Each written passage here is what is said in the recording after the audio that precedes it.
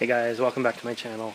In today's video, I am just heading up to set up for trimming up one of my bonsais, and thought I'd bring you guys along. My bonsais are hidden all through the garden. They're literally buried. I keep them out of the sunshine for the summertime, but thought I'd pull one out, trim it up, and see what it looks like. And I'll bring you guys along to show you what I'm about to do.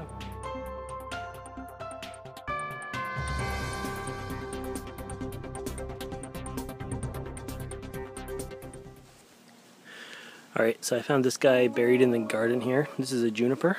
I've had it for probably 5 or 6 years now.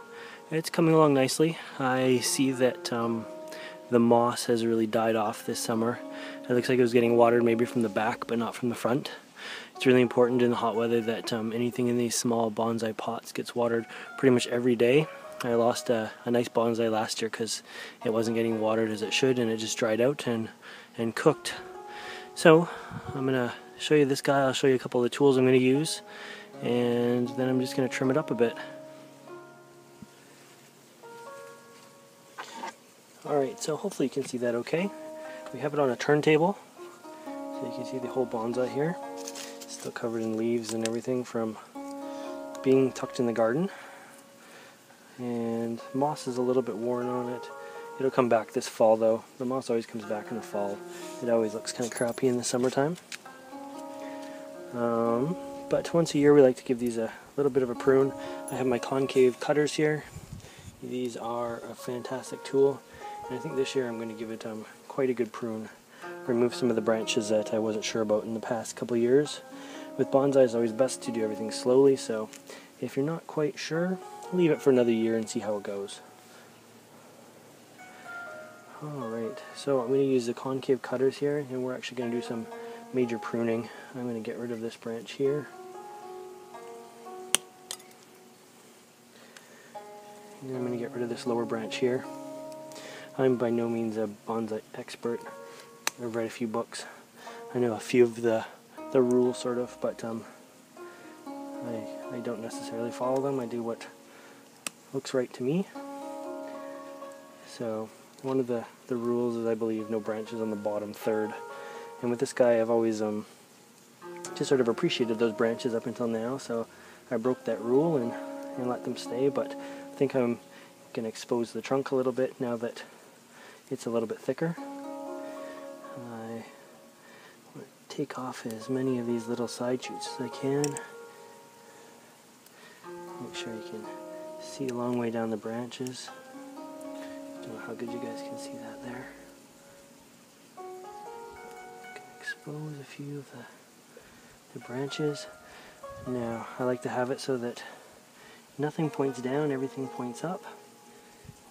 Gives the illusion of something larger than it is.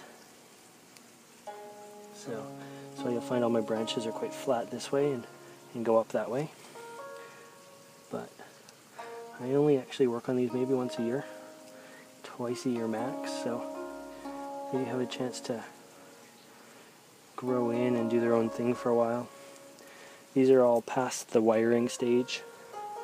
At one point all these branches were wired in order to get the curves and that in them.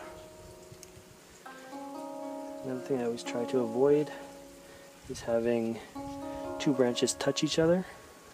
So these two here, I don't know if you can see that, those guys are touching, so I'm going to try to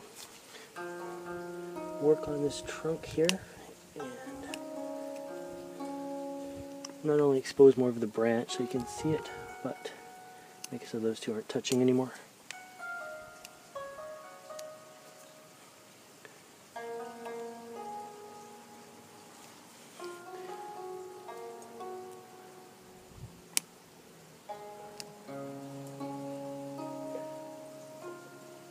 Leave that like that. These ones kind of have that downwards appearance to them, so make sure they're going up there. Alright, what else do we got? So from this view here, you can see it's going to go off that way, it goes off this way, and it goes down. I haven't quite decided where this one is going.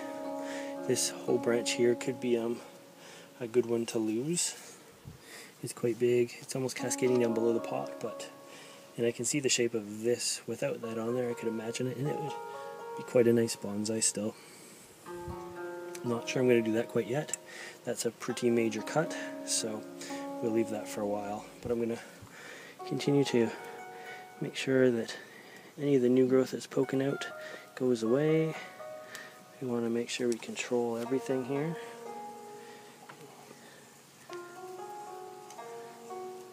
Now you could pick away at these for hours if you wanted to. This branch here, being it's quite solid all the way down, I don't know if you can see that here. Adjust the tripod a bit so you can see it goes all the way down here, but it's quite solid the whole way. I think it needs to really be broken up a little bit. Kind of, you can see the way I picked two major branches here and then left this one to be solid for now. I think this one can also be, we can find a couple branches in there and trim away some of the rest to start actually forming more side branches like this down this one.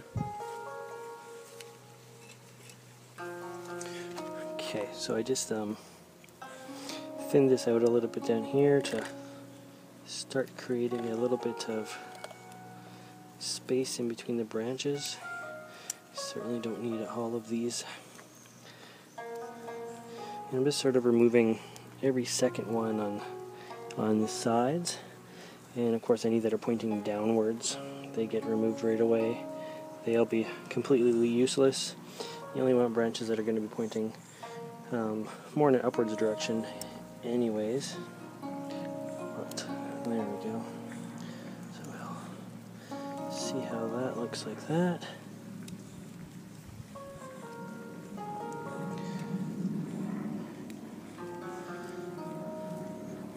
And don't need two side by side there, so we'll trim that up. Now, you want to make sure you clean up the branch, remove all the little knots and knobs. You can even pick away the little bits of needles that are on the main trunk. Everything you do, everything you do is just for the appearance or illusion of making it bigger. So, I'm going to clean up the branches a little bit there.